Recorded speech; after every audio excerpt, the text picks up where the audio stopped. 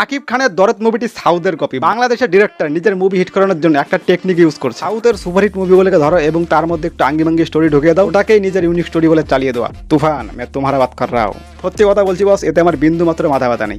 কিন্তু আমার সমস্যাটা হচ্ছে এই জায়গায় ইন্সপিরেশনের নামে একটা স্টোরি যেভাবে সামনের পেছন মারে যার ইউনিকনেস দেখানোর জন্য, সেটাতেই আমার প্রবলেম। তবুও সেটা যদি ঠিকঠাকভাবে ডেলিভার করতো, তোমার দ্বারা হচ্ছে না, টোটাল কপি করে ফেলে। শাকিব খান একজন পোটেনশিয়াল একটা, তার মধ্যে সেই স্কিলটা আছে যে কোনো ক্যারেক্টারে নিজেকে মানিয়ে নেওয়া। এখন তোমরা যদি স্লো মোশনের বিল্ড আপ দেখে মুভি শেষ করে দাও, তাহলে স্টোরি কোথায়?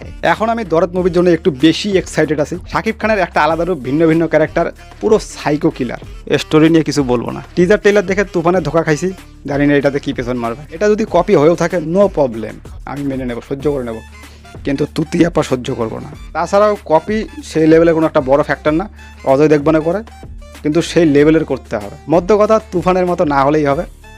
ওই জিনিস ভাই আমি আর সহ্য করতে পারবো না। এইরকম একটা ফালতু ভিডিও দেখার জন্য ভিডিওটা লাইক করো। দেখা হচ্ছে নেক্সট ভিডিও খুব তাড়াতাড়ি। সাবস্ক্রাইব।